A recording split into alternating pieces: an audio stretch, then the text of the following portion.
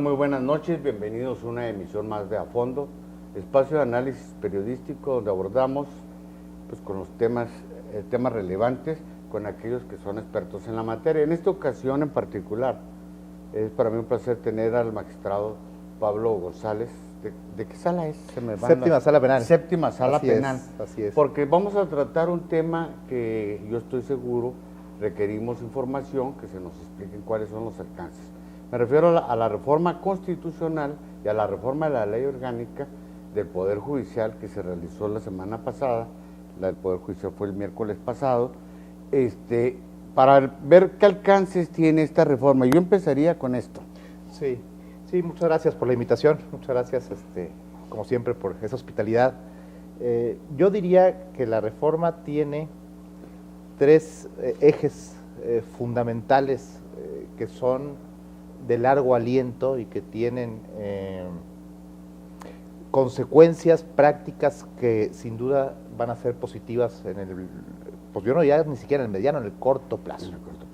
Y me refiero a tres cosas que me gustaría explicar porque son cosas que afectan a la vida cotidiana de los justiciables y que van más allá de lo que ocurre al interior del propio Poder Judicial.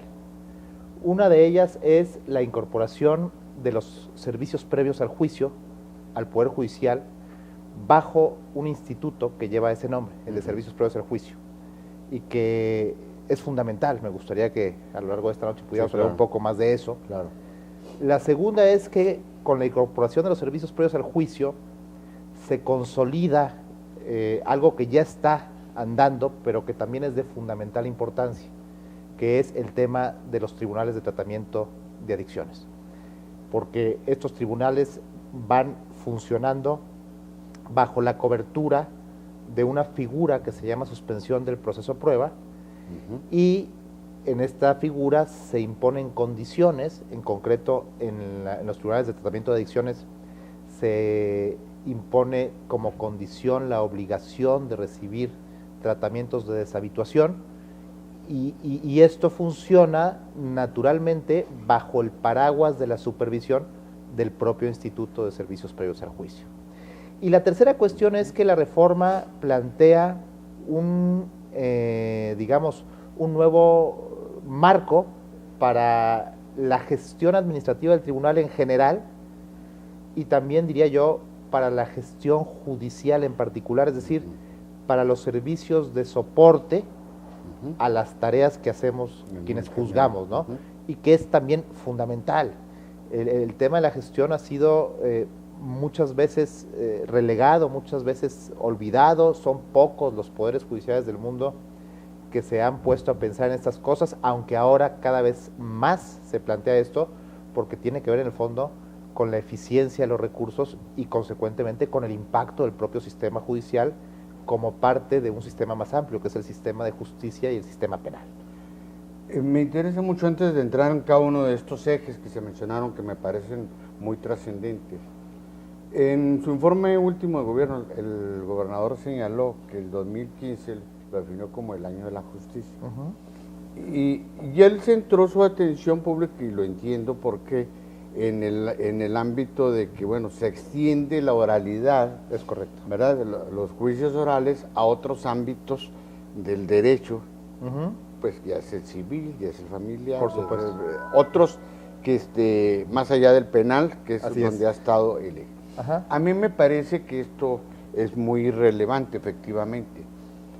Mi pregunta sería, ¿esta reforma es un acompañamiento, es una derivación de ese propósito? Yo creo que sí, fundamentalmente por lo que hace al tercero de estos ejes que mencionábamos. El de gestión. El de gestión, porque ese se proyecta no solo sobre la justicia penal, sino también sobre la justicia civil y familiar. Y además hay otra cosa, la ley orgánica también incorpora como un órgano desconcentrado al mismo nivel y con la misma jerarquía del Instituto de Servicios Previos a Juicio, el Instituto de Justicia Alternativa, que tiene un ámbito que, aunque no es exclusivamente civil y familiar, sí va a ser fundamentalmente civil y familiar, y que además es fundamental porque si no funciona bien el tema de la mediación y la conciliación, entonces no se va a lograr el propósito de tener una justicia más pronta, más expedita, más transparente en esos ámbitos civil y familiar, porque vamos a tener saturadas las audiencias. Entonces, para que haya pocos juicios orales se requiere que haya muchos asuntos que se, gestionen, que tengan salida a través de este Instituto de Justicia Alternativa, a imagen y semejanza de lo que ocurre en materia penal con las salidas alternas y con el propio órgano de mediación que actualmente está en la Fiscalía, pero eso no excluye que el Poder Judicial pueda complementar lo que también hace la Fiscalía.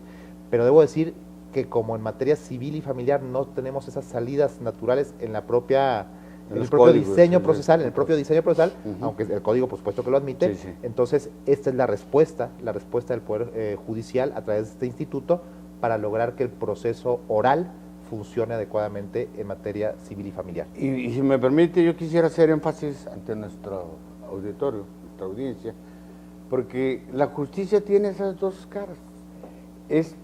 Voy a decirlo así, a lo mejor no uso la palabra correcta, la punitiva en el sentido de que hay una sanción, una pena, me refiero a eso, a una conducta ilícita, que en el campo penal pues se tiene que dar.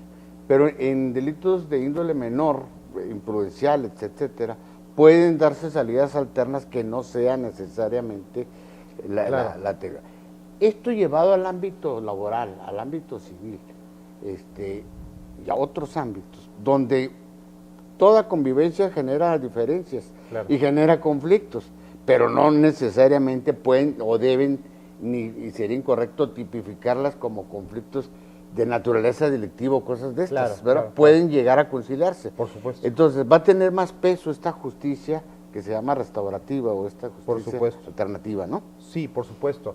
El derecho finalmente tiene un carácter unitario, aunque finalmente tenga sus ramas distintas, pero en el fondo, en todas las ramas estamos hablando de normas que establecen mínimos obligatorios para permitir la convivencia en comunidad, ¿no? De eso es de lo que estamos hablando. Y me parece que en este sentido, aunque en el derecho penal es donde se expresa con mayor fuerza el poder del Estado para castigar, en todos los ámbitos hay un cierto grado de coacción. Y en todos los conflictos, aunque no sean penales, hay alguien que gana y hay alguien que pierde. Y consecuentemente, en todos los conflictos, aunque no sean penales, hay desgarros, hay digamos, heridas en la convivencia que pueden resultar perjudiciales en la medida en que se vayan acrecentando y se vayan profundizando. Esto significa entonces que esa complementación que ya de por sí ha sido muy estudiada en el ámbito del derecho penal y que tiene que ver con la idea de que el derecho penal no solo debe pensar en imponer la pena, sino que debe pensar, y quizá esto sea más importante, en restaurar a la víctima mediante la manera adecuada para resarcir el daño que se causó con el hecho, y esto también, por supuesto, impacta en las demás ramas. Es decir, es mucho mejor un buen arreglo en el ámbito civil o familiar que una sentencia que al final va a dejar abierta la herida. Y hay que decirlo también, para que los arreglos funcionen, tienen que ser arreglos que se den en un espacio en el que esté garantizada la igualdad de quienes pactan y la libertad de quienes pactan. Y los derechos de unos y otros. Por supuesto. Incólumes. Vamos a una pausa y regresamos con este tema. Nací en el corazón de Chihuahua, con cimientos fuertes, orgullosos. En lo más profundo de mí nació la universidad, alegre, luchadora, noble.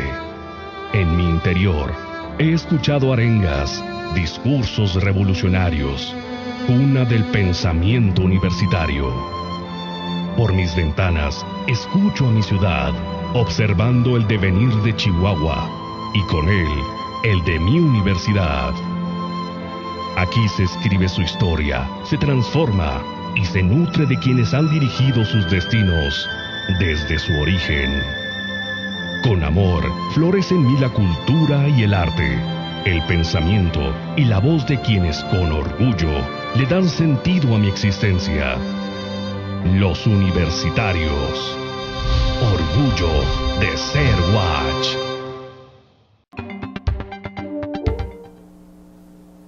Hace unos días se presentó un caso en Parral que fue de controversia. Se habló de que una juez liberó a una imputada de narcomenudeo, que supuestamente, presuntamente se le encontró con algunos envoltorios de cocaína y que no obstante eso, ya en el proceso de vinculación, ¿verdad? Decidió la medida cautelar de libertad condicionada, bueno, no sé cómo, bajo fianza, por considerar que el Ministerio Público no había acreditado debidamente el que efectivamente esa droga en posesión, si bien excedía lo que la ley establece en términos de consumo, pues no pudo demostrar que había una intención de venta, de comercialización de esa droga. Esa fue la razón. Pero lo agarro de pretexto porque sé porque muchos medios empezaron a decir, vuelve la puerta giratoria. Claro. E incluso hacen una generalización, desde mi punto de vista incorrecta, al señalar que con el Código Nacional de Procedimientos Penales se vuelve a establecer lo que supuestamente ya se había atorado en Chihuahua con las reformas que se hicieron allá en el 2013, por ahí, ¿no? Sí. Bueno, en este esquema, este instituto de servicios previos al juicio, creo que tiene un valor enorme para quitar esas percepciones. Por supuesto. ¿Verdad? Sí, claro. ¿En qué medida influye este instituto en esta visión de que la justicia propicia, así lo dicen, no lo digo yo, así lo dicen, propicia el que un delincuente o un narcomenudista, etcétera, no vaya, pues siga haciendo su negocio con toda impunidad?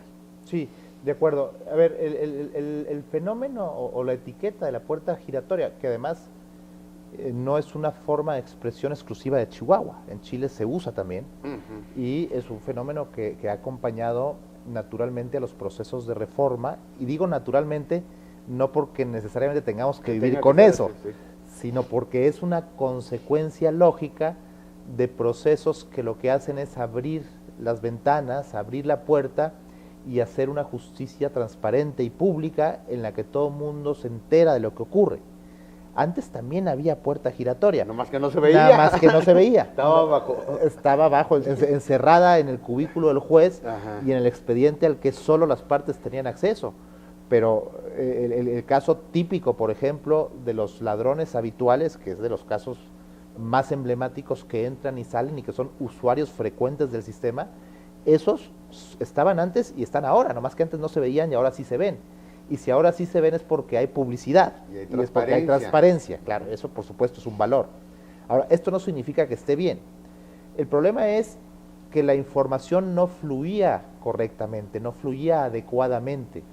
Y entonces, cuando un juez se encontraba en etapas tempranas del procedimiento, un juez de garantía, particularmente en dos sedes, en la audiencia en la que tiene que decidir qué medida cautelar se va a imponer, o en la audiencia en la que tiene que autorizar un acuerdo reparatorio o una suspensión del proceso de prueba, si el juez no tenía información de que esta persona ya había entrado varias veces al sistema y había salido por acuerdos reparatorios o por suspensiones del proceso de prueba, y entonces el juez, ante la carencia de esa información, lo volvía a otorgar. Y entonces esta persona entraba y salía, ¿no? Ese es el origen de la famosa puerta. Y es un tema de falta de información. ¿Sí? Es un problema de falta de información, que no tiene nada que ver con el asunto ese que se ventiló en los medios, porque ese es un fenómeno totalmente distinto, tiene que ver con una decisión de fondo, no una decisión cautelar. Claro. Pero de todas maneras el pretexto es bueno porque nos permite plantear sobre la función de este instituto de servicios previos al juicio. La idea consiste en que la experiencia no solo de Chihuahua, que es una experiencia muy rica, a mí siempre me gusta decir, y creo que lo decimos con razón, que en Chihuahua ya hemos pasado por todo lo que le puede pasar a la reforma y por lo tanto tenemos ya un conocimiento y una experiencia que nos permite potenciar lo que de bueno tenemos, que es mucho, y corregir también lo que hay que corregir, porque siempre hay cosas que corregir. Entonces, en este sentido, ¿qué es lo que pasa? Bueno, cuando se presentaba esta situación de falta de información oportuna que hacía que las personas entraran varias veces al sistema, porque se les concedía de forma irrazonable medidas cautelares muy poco eficaces, vamos a llamarle así, o porque se les concedían varios acuerdos reparatorios de forma sucesiva, o porque podían salir con suspensiones del proceso a prueba, pues ese fenómeno generó un problema social. Claro. Y la forma en que se resolvió fue con una reforma legal. Y entonces esa puerta giratoria, que en realidad era una puerta que estaba demasiado amplia y que tenía como causa fundamental la falta de información oportuna, se cerró vía legislativa, reduciendo significativamente aquellas hipótesis o supuestos en los que podía acceder a esas figuras. ¿Cuál fue la consecuencia? Que efectivamente la puerta giratoria se cerró, pero se presentó un problema. El problema es que hubo más audiencias y ahorita tenemos pues un problema de una agenda cargada que eso nos llevará al tercer segmento cuando hablemos de gestión. Pero por lo pronto lo que hay es que el Código Nacional vuelve a generar una serie de supuestos de salidas alternas, de acuerdos reparatorios, muy parecido al esquema de Chihuahua antes de la reforma. Y entonces el problema es cómo le vamos a hacer para evitar que se nos vuelva a presentar ese problema. Y como la causa fundamental es falta de información, y además yo diría que hay una segunda causa, que es la falta de supervisión del cumplimiento de las medidas cautelares o de las condiciones cuando esas medidas no son privativas de libertad. Eso requiere una supervisión estrecha. Entonces, para responder a este problema, el propio Código Nacional incorpora a nuestro país la figura de los servicios previos al juicio, que en planes ya en operación existe en Morelos con bastante éxito, por cierto, y también en Baja California. Bueno, ahora es una exigencia para el país completo. Y entonces se plantea cómo responder a este fenómeno a través de esta figura de los servicios previos al juicio. ¿Qué son los servicios previos al juicio? Antes de qué son los servicios, ¿cómo se va a constituir este instituto? Porque me parece importante ver su conformación para ver lo orgánico con la función, si se corresponden una con otra. Correcto. ¿Cómo se va a integrar? Bueno, a ver, yo me gustaría devolverte la pregunta al revés. Primero explicar las funciones para luego ver cómo en función de esas potestades hay necesidad de una estructura, ¿no? Perfecto. Los servicios previos al juicio tienen dos finalidades principalmente o de forma fundamental. La primera, generar información confiable de fuente independiente de la Fiscalía. Confiable e independiente. Exacto. ¿Independiente de quién? De la policía, de la Fiscalía y de la Policía. ¿Por qué? Porque tiene que ser una información imparcial. Claro. Y la Fiscalía y la Policía no son imparciales porque son parte, tienen una pretensión que es muy clara, que es perseguir y que es buscar la sanción frente a alguien que ellos ya tienen identificado como imputado. Entonces ahí no hay imparcialidad. Y la segunda condición es que esta información no es información sobre el hecho que se está investigando en el proceso, sino sobre la persona.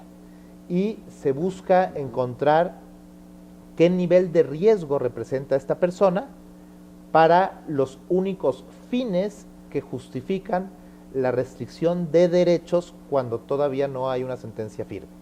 Y esos fines son, de acuerdo con el derecho internacional, dos: riesgo para el proceso, riesgo para el proceso o riesgo para la prueba, o sea, destrucción de prueba.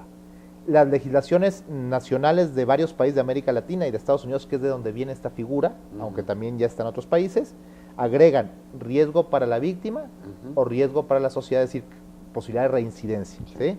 No está claro si estos dos últimos están prohibidos por el derecho internacional. A mí me parece que no.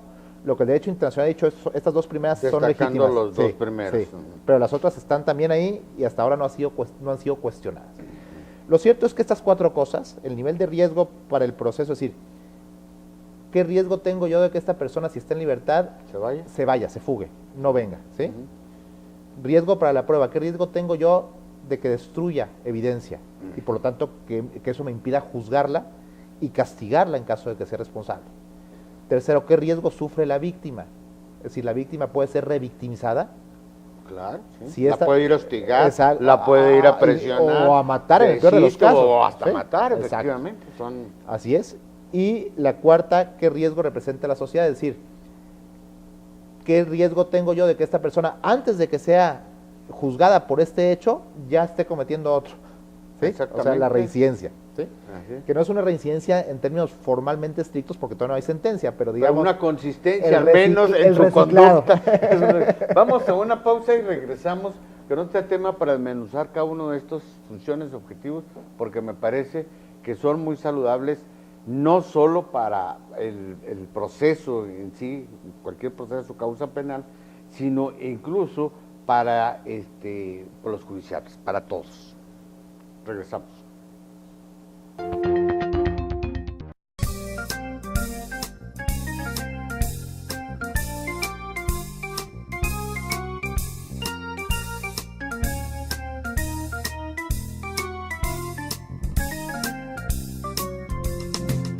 London Café, un lugar para disfrutar.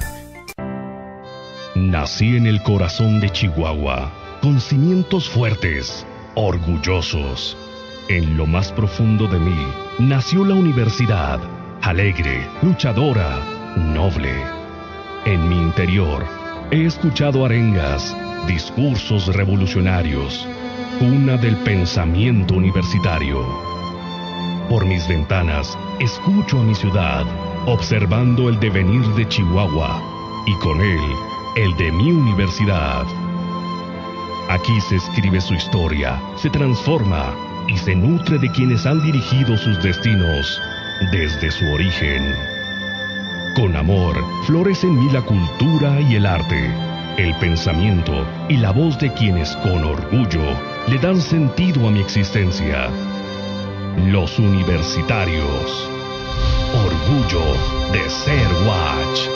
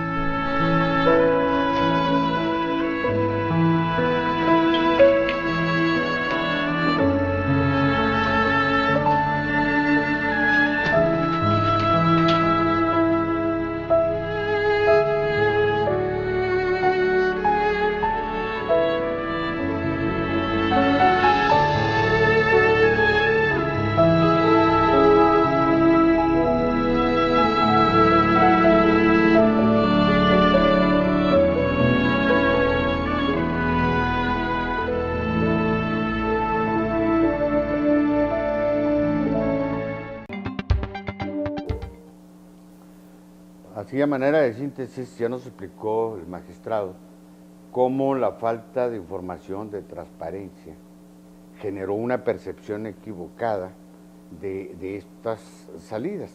Y bueno, se encontró que una de esas causas era el no contar pues con la información suficiente, a eso me refiero, falta de información. El propio juzgador, pues de qué persona tenía ahí, finalmente veía una averiguación o un expediente o una carpeta informativa, Sí. y él se clavaba en los hechos, para decirlo como dicen los muchachos, ¿no? Así es. Se concentraba en el hecho en sí que él tenía que juzgar para determinar si era realmente culpable o no de lo que se le estaba imputando. Así es. Pero se desentendía de la persona en sí misma porque no tiene las posibilidades un juez pues de conocer a todos los que llegan ante él. Sí. Este es el origen, ¿no? Sí. Así lo planteo El origen el origen también tiene un sentido de justicia económica. Claro. Porque los servicios previos al juicio nacen en Estados Unidos, en Nueva York concretamente. Porque la Constitución norteamericana, a pesar de que tiene un sistema acusatorio como el nuestro, habla de fianza o de caución, como hablaba la nuestra antes de la reforma. Sí, sí. ¿Sí? Entonces, la única posibilidad de no estar detenido era con una caución económica. Y entonces ocurría que si usted tenía, porque además los jueces norteamericanos son bastante generosos a la hora de fijar las fianzas, me refiero los montos. en las cuantías, ¿no? Sí. El resultado era que los ricos, pues habitualmente enfrentaban los procesos en libertad, mientras que los pobres los enfrentaban privados de libertad, con un efecto que además era doblemente perverso, porque no nada más permanecían en prisión preventiva, sino que la evidencia empírica reveló que el que estaba detenido al llegar al juicio tenía mayores probabilidades de resultar condenado. Entonces eso también contaminaba el tema. Claro. Entonces aquí lo que dijeron los señores, a ver, vamos a estudiar realmente cuáles son los niveles de riesgo de estas personas prescindiendo de su capacidad económica, porque luego resulta que los delincuentes que tienen lana, pues a lo mejor les dan a mala vida y entonces pueden estar en libertad y resulta que son verdaderos peces gordos, ¿no? Sí, claro. Y entonces se empezaron a generar estos mecanismos de evaluación de riesgos, con resultados muy interesantes, porque resultó que estas personas que eran puestas en libertad porque los estudios arrojaban que había niveles bajos de riesgo, tenían iguales o mayores probabilidades de comparecer a juicio que los que habían sido liberados por una caución económica. Entonces, eso reflejó que había una base cierta como para poder medir los riesgos de forma objetiva. Porque la otra parte es que hay toda una metodología que ha estado bastante ensayada en términos empíricos y que pretende buscar indicadores que no impliquen juicios subjetivos. Es lo que iba a decir. ¿Cómo qué indicadores se utilizarían para juzgar si esa persona tiene incurre riesgos sí. o no? Sí, bueno, por ejemplo, si tiene o no tiene un trabajo, quiénes dependen de él, si vive en su casa o no vive en su casa. Si tiene trabajo, supongo. Si tiene trabajo, por supuesto, si tiene familia, el entorno en general, ¿sí? Y bueno, eso se traduce en indicadores que son medibles en respuestas cerradas o de opción múltiple, pero sin que el entrevistador tenga posibilidad de sesgar. Porque lo interesante de esto es que los estudios revelan que el resultado es mucho más cierto, mucho más confiable cuando se cuantifican este tipo de indicadores que cuando se deja criterios abiertos de quien hace la evaluación. Y esto parece una contradicción, porque lo mismo puede ser el trabajo de 15 o 20 años de un oficinista que el trabajo temporal de un lavador de carros, por ejemplo, cuando se le mide como un solo criterio, ¿no? Claro. Y sin embargo, la evidencia de los estudios que se han hecho, sobre todo en Estados Unidos, revela que es mucho más fiable el dato objetivo que la calificación o la cualificación de lo que el dato refleja. Claro. Un paréntesis así, porque me está llamando mucho la atención esto. Y eso del perfil psicológico del criminal, que también en Nueva York dio pauta a toda una teoría, ¿esto se complementa o se descarta? Porque a mí se me hacía muy subjetivo, ¿verdad? Esa construcción de ese perfil psicológico. En la medida en que la opinión, o sea, los perfiles psicológicos se usan como información estratégica criminológica, pero es estratégica, o sea, no funciona ni como prueba del hecho, en principio, ni tampoco obviamente como prueba de un cierto nivel de riesgo, porque implican un cierto grado de subjetividad. Entonces, eso habría que tomarlos con cuidado, pero la policía sí los usa y los usa con mucha frecuencia para establecer líneas de investigación, y ahí han demostrado tener un cierto grado de éxito. El problema del perfil psicológico es el mismo problema de las preguntas que se responden con juicios de valor, que la mayor o menor calidad del perfil depende de la mayor o menor cualificación del que lo hace. Y no todos los psicólogos tienen la misma capacitación, no todos los psiquiatras tienen la misma calidad. Entonces el de uno puede ser muy distinto al del otro. Vamos a poner un ejemplo concreto para que nuestros televidentes puedan... Vamos a suponer una persona que efectivamente ha sido detenida en varias ocasiones por robo de seres domésticos, se mete a las casas, vamos a suponer, ¿verdad? Sí. Llega por otro acontecimiento de esa naturaleza o semejante, llega ante el juez, ¿verdad? Entonces el juez, todo el mundo en el barrio, todo el mundo sus conocidos, ¿Sí? todo el mundo, sus enemigos y los medios van a decir, no, pues esta es una ficha, Claro. este debe estar en el bote, porque así Ajá. lo dicen, ¿verdad? Debe Ajá. estar en la cárcel. Sí. ¿Por qué? Porque es reincidente Sí. en términos de Sí. su actividad, Sí. de esto. Aunque nunca haya ido a lo mejor a parar allá. Sí. ¿Por qué? Porque sale, Sí. y esto generó una percepción de impunidad. Claro. Porque la gente regresaba, veían que iba la patrulla y lo recogía y se lo llevaba. Y luego a las horas o al día siguiente regresaba muy campante y decía, no, ya la hice, ya la libré. Sí. Esto Sí. estimulaba estas Sí. conductas. Sí. En este caso, ¿cómo ¿Cómo se operaría maneja? ahí? Bueno, Sí. la metodología de servicios previos al juicio en este tipo de casos desagrega. A ver. Desagrega. Ajá, Porque este es un dato relevante. sí.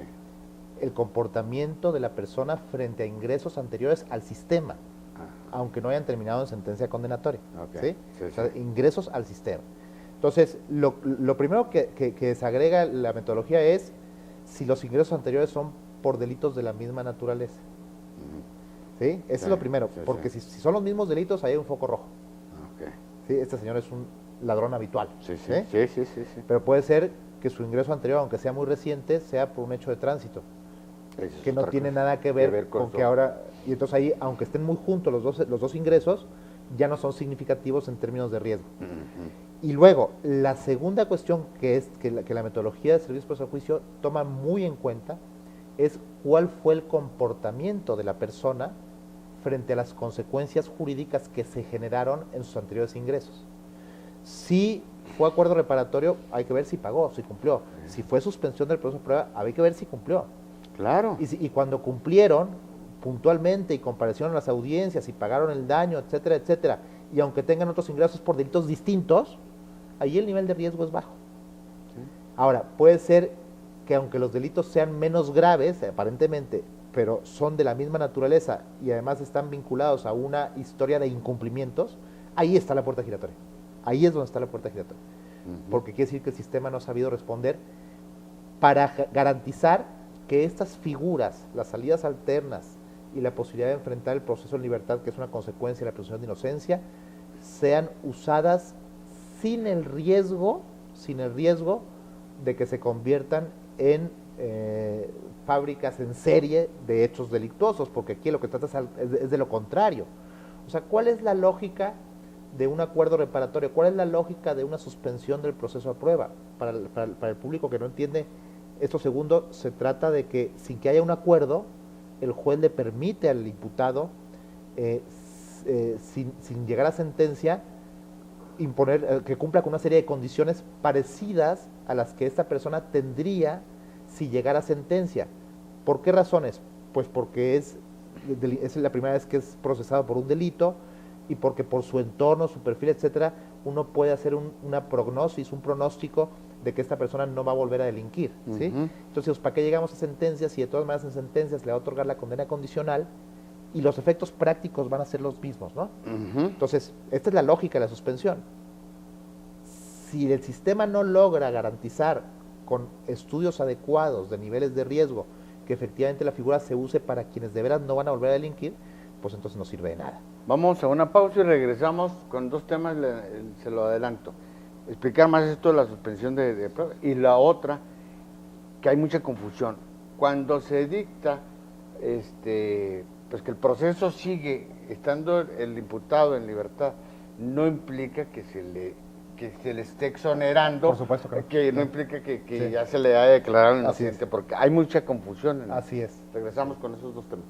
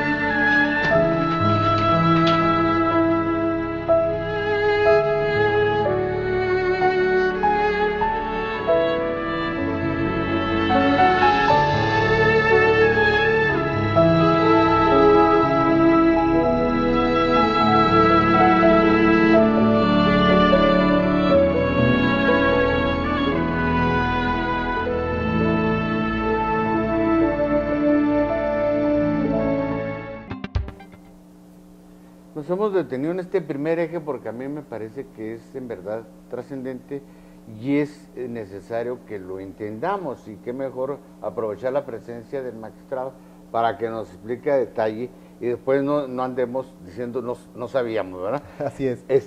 Le hacía esas dos preguntas porque Sí. ahí veo yo otra confusión muy frecuente en el tratamiento de la información. Sí, bueno, es un tema cultural, El sistema inquisitivo, que es el que acabó proyectándose en el sistema escrito que venimos tratando de abandonar a partir de la reforma 2008, y entre nosotros desde antes, desde el 2006, es un sistema en el que la regla general era la prisión, desde que uno empieza a ser procesado, y por lo tanto uno es procesado detenido. Procesado, detenido y así además uno tenía que mostrar su inocencia, no pa- el otro le tenía que mostrar que Para era culpable. efectos prácticos sí, porque aunque no había una disposición expresa, sí teníamos códigos que presumían el dolo, por ejemplo. Sí. Y además la misma circunstancia de que la regla general sea la prisión genera una presunción de culpabilidad, que es lo que decíamos ahora cuando hablábamos de Nueva York, ¿no? Sí. Entonces, cuando cambiamos de sistema y cuando tratamos de hacer vigente esa idea, que es una idea democrática, es una idea ilustrada, de que uno debe ser presumido inocente hasta que se le muestre uno culpable, hasta que se muestre que uno es culpable, Claro. pues entonces una de las consecuencias es que la regla general sea que uno enfrenta el proceso en libertad, y por lo tanto que uno tiene derecho a estar en su casa y en su trabajo mientras se enfrenta el proceso, salvo cuando se presenta alguno de esos 4 riesgos de los que hablábamos. Sí, Riesgo claro, exacto. claro. Bueno, esos son los únicos 4 riesgos que justifican que uno esté detenido. Entonces, esto significa que si no hay esos riesgos, pues el juez le va a decir, usted por lo pronto se va a su casa, va a venir a todas las audiencias a las que yo le llame y pronto va a ser juzgado, ¿no?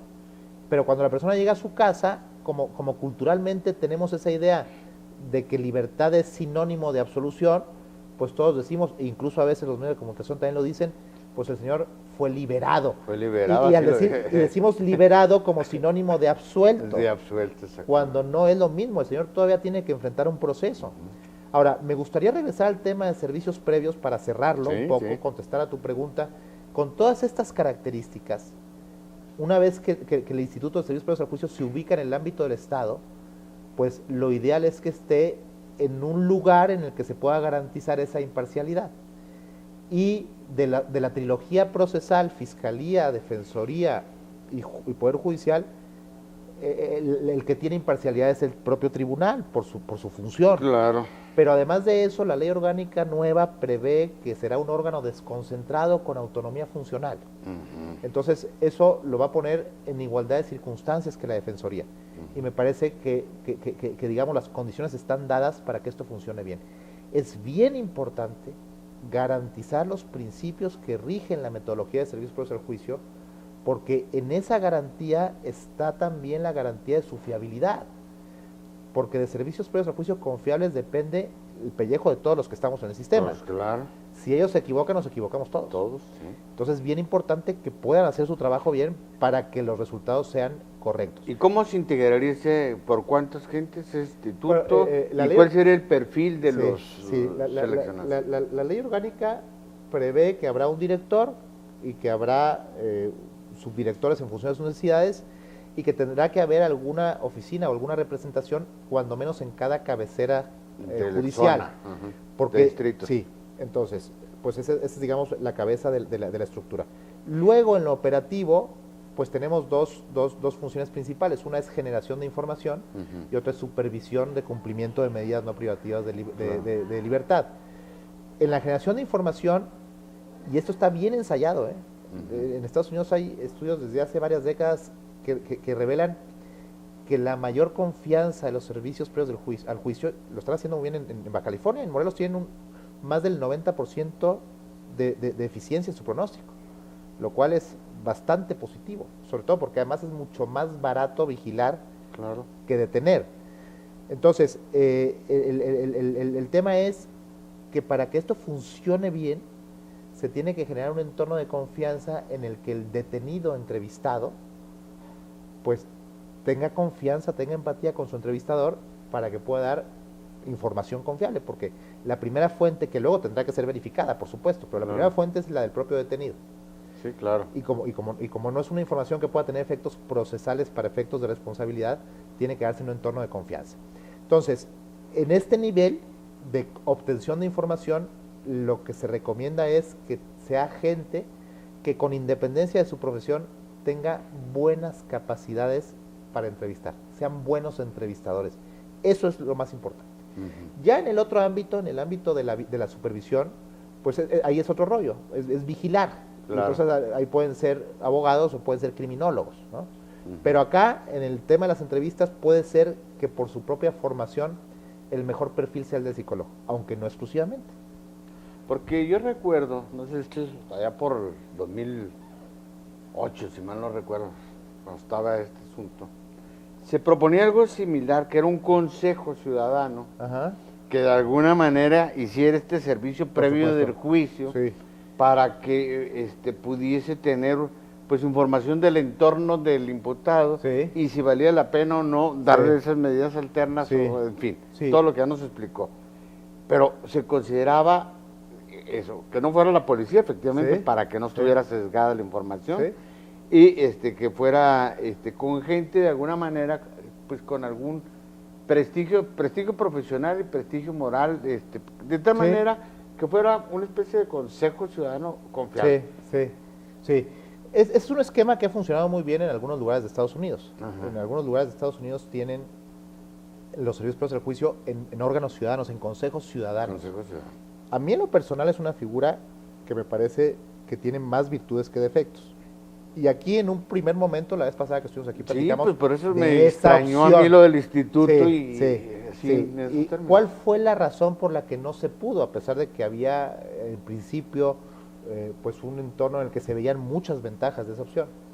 Fue una razón jurídica, porque resulta que el código habla de autoridad supervisora de medidas. Entonces, aunque se intentó buscar alguna forma de salvarlo, al final resultó imposible depositar en ciudadanos lo que de acuerdo con la ley es Pues es autoridad. autoridad, pues sí, Exacto. no. Ese Ese fue el fue problema. el- Yo no descarto que si esto empieza a caminar mejor, como todos esperamos que camine, y sobre todo aquí el acompañamiento de la sociedad civil, de los medios de comunicación es importantísimo, podamos no descartar en un futuro próximo avanzar hacia un esquema que permita ciudadanizar estos servicios. Me parece que podría ser muy positivo, pero por lo pronto, mientras la norma esté como está en el Código Nacional, tendrá que ser una autoridad, y de las autoridades disponibles, la que mejor garantiza es la autoridad judicial, y de hecho no es algo que lo diga yo porque esté ahí, sino de hecho la experiencia comparada así lo ha revelado. Los estudios que ha hecho, por ejemplo, CEJA, el Centro de Estudios de Justicia para las Américas,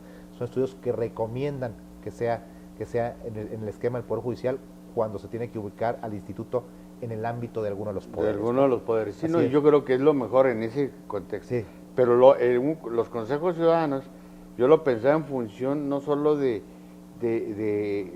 la operatividad, sino de la credibilidad Claro, que claro. al mismo proceso Esa es una de las grandes ventajas. le da el que participe el ciudadano. Sí, esa es ¿verdad? una de las grandes ventajas del esquema ciudadanizado que a mí me gusta mucho. Antes de que se nos termine el tiempo, porque creo que queda poco. Nos queda un segmento queda un más segmento para más. ver los Bueno. otros dos ejes, cuando menos de pasadita.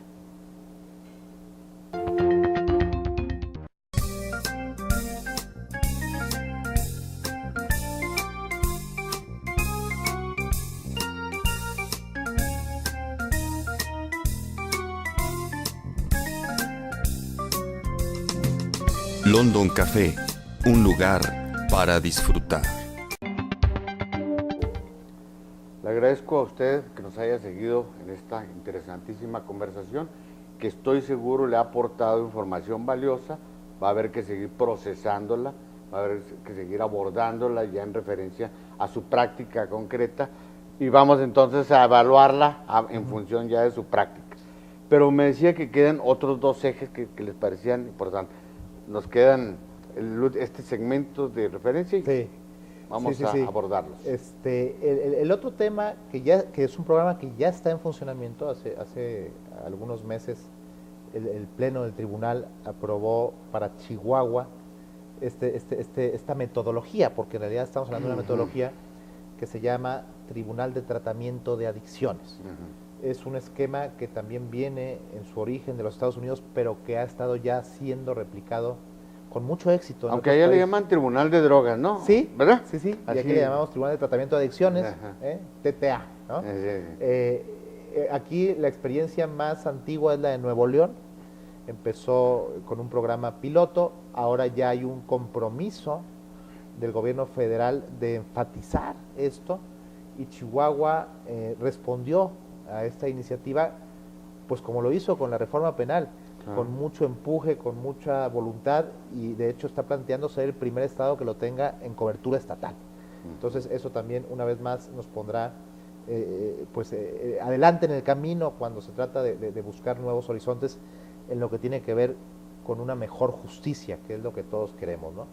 ¿En qué consiste un tribunal de tratamiento de adicciones? No son tribunales independientes, no son jueces distintos de los que ya tenemos. Esto opera sobre todo en sede de los tribunales de garantía, de los jueces de garantía. Consiste en que algunos de esos jueces reciban una especialización para poder ser jueces de tribunales de tratamiento de adicciones y que dediquen parte de su agenda a operar bajo esta metodología. El resto de su agenda puede ser un día por semana o 2 días por semana, el resto de su agenda seguirán siendo tribunales ordinarios, ¿sí? La idea es que una vez que se verificó mediante estudios empíricos que en el fenómeno delictivo, sobre todo en ciertos delitos, el problema de la adicción, del abuso de sustancias enervantes, era en realidad el trasfondo criminológico relevante, pues se descubrió que estos eran los verdaderos reciclables de los que hablamos, ¿no? Que entran y salen, porque finalmente el problema de fondo no está resuelto. Y entonces se buscó un esquema que pudiera conjuntar en una misma metodología y bajo una misma estrategia la respuesta del Estado al problema de salud de la adicción y la respuesta del Estado al conflicto surgido con la comisión del delito. Entonces, lo que hace es que se genera un equipo interdisciplinario. Para que esto funcione tiene que haber un juez que es el que lidera, el juez es el líder.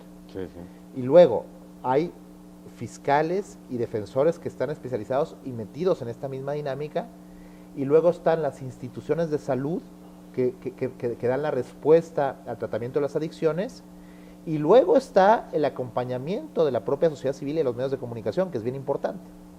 Entonces, ¿qué es lo que ocurre? Que si un juez detecta que en la comisión de algún delito aparece como un factor relevante el abuso de las drogas, le advierte al imputado que tiene la posibilidad de someterse a esa metodología. Esto es un tema voluntario, que además eso es lo que lo ha hecho más eficaz, porque es un poco como el tratamiento de alcohólicos o de drogadictos. Tiene que ser voluntario. Me iba a ir a otro extremo, que alguien por ahí planteó lo de la castración química, que también supuestamente sea voluntario. Sea voluntario, ¿no? Bueno, eso es otro tema. Es otro tema. Sí. Bueno, entonces, si el imputado accede, lo primero que hay que hacer es derivarlo con un especialista que haga el diagnóstico, porque se requiere un diagnóstico serio. Es decir, claro. Lo que se quiere evitar es que delincuentes comunes, que no son delincuentes con motivo de un problema de salud, puedan, digamos, acogerse a este expediente de forma no justificada, ¿no? Claro. Injustificada. Bueno, una vez que tiene el diagnóstico, se entra al mecanismo.